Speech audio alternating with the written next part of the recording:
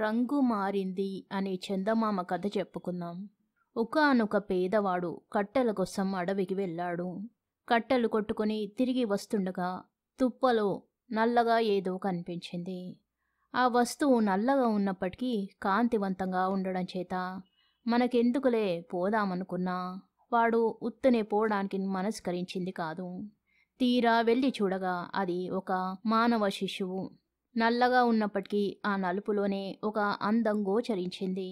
భేష్, ఇదేదో దైవమాయ అనుకొని కట్టెలువాడు ఆ శిశువును ఎంతో ఆప్యాయంగా ఇంటికి తీసుకుపోయాడు. బిడ్డలు లేని కారణం చేత వాని భార్య ఇది నిజంగా వరప్రసాదమే అని నమ్మి ఎంతో మక్కువగా బిడ్డను పెంచుకోసాగింది. నలుపు పోవాలనే ఆత్రంతో వాళ్ళు బిడ్డకు ఎన్నెన్నో ఔషధులతో నలుగు పెట్టి స్నానం చేయించారు. చిత్రమేమిటో రోజురోజుకి ఆ నలుపు మరింత ఎక్కువ అవుతూ వచ్చిందే గాని ఎంతకు తగ్గనే లేదు.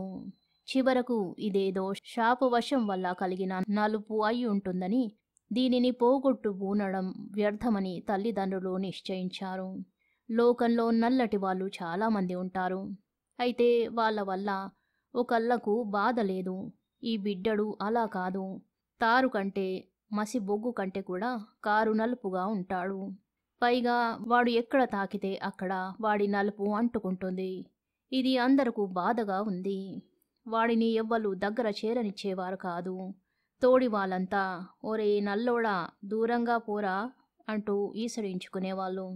నిజానికి బిడ్డడి నలుపు అంటుకుంటుందేమోననే భయం చేత తల్లిదండ్రులు కూడా వాడికి ఏ పని చెప్పడం మానుకున్నారు. తల్లిదండ్రులే ఈ విధంగా భయపడేసరికి పైవాళ్ళు వాడిని అలా చూడడంలో ఆశ్చర్యమేమున్నది.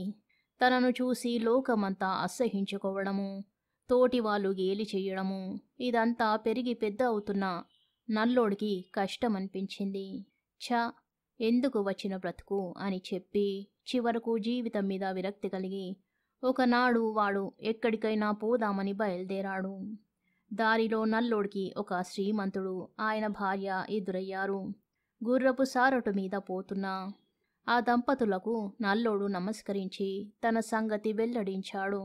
ఆ శ్రీమంతుడు జాలిపడి, అబ్బాయి, నల్లగా ఉన్నంత మాత్రాన ఏ పనికి రాకపోవడమేమిటి? నీ వయస్సు కుర్రవాడు వ్యర్థంగా కాలం గడపడం బాగాలేదు. మా సారటు వెనకాల బల్ల మీద నిలబడి ఫలానా వారు వస్తున్నారు, తప్పుకోండి అంటూ కేకలు వేస్తుండు. ఘరానా మనుషులు వెళుతూ ఉంటే ఇలానే కేకలు వెయ్యాలి. ఈ పనికి గాను నీకు తిండి గుడ్డ నెలకి 10 రూపాయల జీతము ఇస్తాము. ఇలా చేయడం వల్ల నీవు దూరాన ఉంటావు గనక నీ రంగు మాకు అంటుకుంటుందనే భయం ఉండదు అన్నాడు. వెంటనే కొలువులో కుదురుకున్నాడు నల్లోడు.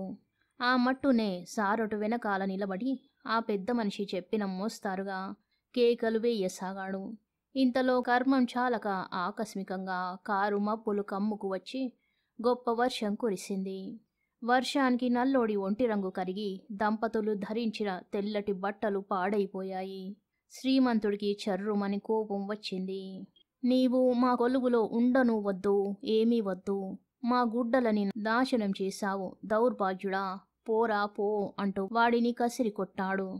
అయితే ఆయన భార్య మాత్రం వాడిపైన కోపగించలేదు. వాడిని ఇంటికి తీసుకుపోయి ఒక తంబురా, ఒక చిన్న అద్దము చేతికిచ్చింది. అబ్బాయి, ఈ తంబురా పాడుకుంటూ జీవనం చెయ్యి. ఇది మామూలు అన్ని తంబూరాల వంటిది కాదు. ఇది పాడడానికి గురు శుశ్రూష అవసరం లేదు. దీని నుండి వెలువడే నాదం వల్ల మానవ హృదయాలే పవిత్రములైపోతాయి. అటువంటప్పుడు శరీరానికి గల మాలిన్యం పోగొట్టడం అనేది అంత పెద్ద విషయం కాదు. నీ అదృష్టం బాగా ఉంటే ఈ తంబుర ధర్మమా అని కర్మ పరిపక్వమై నీ ఒంటి నలుపు పోవచ్చు అని చెప్పి దీవించి పంపింది. సంతోషంతో నల్లోడు తంబూర పాడుకుంటూ దేశాటనం చేస్తున్నాడు.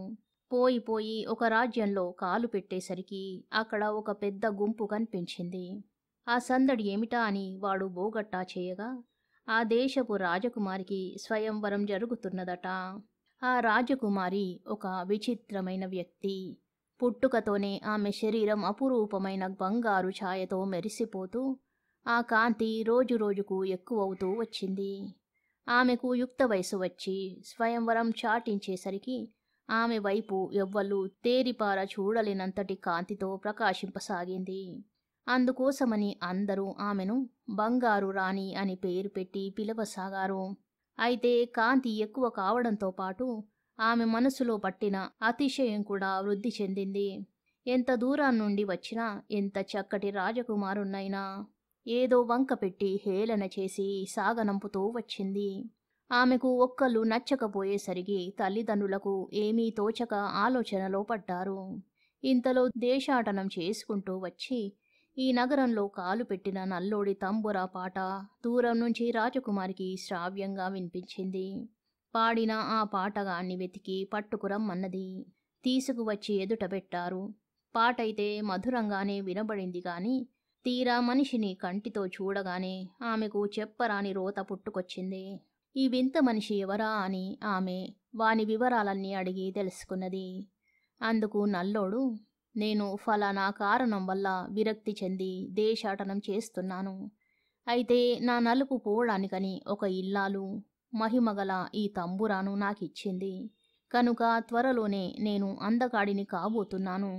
మరి నన్ను పెళ్లి చేసుకుంటావా అని అమాయకమైన హృదయంతో ఆమెను అడిగాడు. ఇలా అడిగేసరికల్లా మహాగర్వి అయిన రాజకుమారి విరగబడ నవ్వనారంభించింది. ఓరి నల్లోడా, నీకు పెళ్ళాం కావాలే అంటూ వెటకారం చేసింది. ఆమెతో పాటు చుట్టూ ఉండే పరిచారికలందరూ వాడిని చూసి వేలాకోలంగా నవ్వసాగారు. ఈ పరాభవానికి వానికి కష్టం తోచింది. మండిపడ్డాడు నల్లోడు.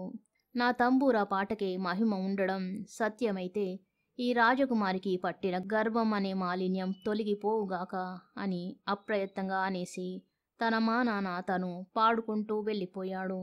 మళ్ళీ 2 ఏళ్ల పాటు విరక్తిగా సంచారం చేస్తూ పోతున్న నల్లోడికి ఆకస్మికంగా ఏదో ఆలోచన స్ఫురించింది. శ్రీమంతుని భార్య తనకిచ్చిన అద్దం సంగతి ఇంతవరకు వాడికి జ్ఞాపకమే లేదు. జ్ఞాపకం వచ్చి అందులో ఒక్కమారు చూసుకునేసరికల్లా తన ప్రతిబింబం తనకి ఆశ్చర్యం కలిగించింది. ఆ అద్దంలో కనబడే ఛాయ నల్లోడిది ఎంతమాత్రమూ కానే కాదు. అది స్ఫురద్రూపి అయిన ఒక చక్కటి రాజకుమారుని బొమ్మ. ఏమిటి చిత్రం! ఈ మార్పుకి అమితాశ్చర్యపోతూ నల్లోడు పర్యటనం సాగిస్తూనే ఉన్నాడు. ఇప్పుడు అలవాటు యొక్క బలం వల్ల తన మట్టుకు తను నల్లోడినని అనుకుంటున్నాడే గాని లోకంలో ఎవ్వళ్ళు వాడిని అలా పిలవడం లేదు. పైగా అందరూ ఇప్పుడు వాడిని ఎంతగానో ఆప్యాయంతో ఆదరిస్తూ ఒక్క పాట పాడుదు అంటూ బ్రతిమలాడసాగారు. అతడు గొప్ప పాటగాడు అని ఆపాల గోపాలము అనేక విధాల మెచ్చుకుంటున్నారు. ఒక రోజున మళ్ళీ ఇదివరకులాగానే నల్లోడికి ఒక పెద్ద జన సమూహం కనిపించింది. అది ఒక చిత్రమైన జాతర. ఆ జాతరలో అనేకమైన వేడుకలు ప్రదర్శింపబడుతున్నాయి. అందులో కల్లా గొప్ప ఆకర్షణ బంగారు రాణి. నల్లోడు కూడా అక్కడి వేడుకలు చూడబోయాడు.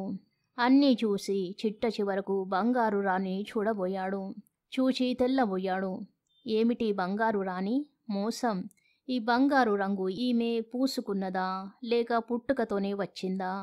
పుట్టుకతో బంగారు ఛాయగల కన్య ఫలానా దేశంలో ఒక్కర్తే ఉన్నది అని ఇంకా ఏవో అనబోయేసరికల్లా ఆ బంగారు రాణి బిత్తరపోయింది. వీడెవడో తప్పక నా గుట్టు తెలిసినవాడే అయ్యుంటాడు అని అనుకుని మీరెవరు అని ఆత్రంగా ప్రశ్నించింది. అందుకు అతడు, నన్ను లోకంలో అందరూ నల్లోడు అని పిలుస్తారు అన్నాడు. తన కళ్ళను తానే నమ్మలేకపోయింది రాజకుమారి. ఏమిటి నల్లోడివా? నీవు నల్లోడివా అంటూ ఆశ్చర్యంతో ఆత్రంతో అడిగింది. పరకాయించి చూసింది. రంగులో మార్పు ఉండవచ్చు కానీ ముఖంలో మార్పు ఏమీ కనబడలేదు. ఆమె వానిని గుర్తించింది. ఆ మట్టునే పాదాలపై పడి, నీవు చెప్పిన ఆ దురదృష్టవంతురాలినైన బంగారు రాణిని నేనే. ఆనాడు నిన్ను హేళన చేసి నీ మనసు కష్టపెట్టిన క్షణం నుంచి నా బంగారు ఛాయ కరిగిపోయి క్రమంగా ఇప్పటికి కారు నలుపుగా మారిపోయింది. నన్ను చూసి అందరూ ఏవగించుకున్నారు. చివరకు నా నలుపు రంగు చూడగా నాపైన నాకే రోత పుట్టుకు వచ్చింది. అందుకని విరక్తి భావంతో సంచారం బయలుదేరాను. దారిలో ఈ జాతరలో నిర్వహించే యజమాని నన్ను చేరదీసి ఈ విధంగా పోషిస్తున్నాడు. నీ మనసు నొప్పించినందుకు నాకు తగిన ప్రాయశ్చిత్తమైంది. దైవ సంకల్పం వల్ల మళ్ళీ మనం ఇక్కడ కలిశాము. క్షమించు, నా గర్వం అణిగిపోయింది. దయ ఉంచి నాకు పెట్టిన శాపం తీసెయ్యి అంటూ ప్రాధేయపడింది. నల్లోడు జాలిపడ్డాడు. ఆమెను క్షమించాడు. మళ్ళీ హుషారుగా తంబూరా పాడగా అంతలో ఆమె నలుపుపోయి శరీరం తిరుగా బంగారు కాంతితో మెరిసింది. ఇద్దరూ పెళ్లి చేసుకుని సుఖంగా ఉంటున్నారు. దేశం చేరుకున్నాక అందరూ బంగారు రాణిని గుర్తుపట్టగలిగారు. కానీ నేను మీ నల్లుడినే అని ఎంత చెప్పినా వాడి మాటలు ఎవ్వరూ నమ్మలేకపోయారు. కథ సమాప్తం. శుభం.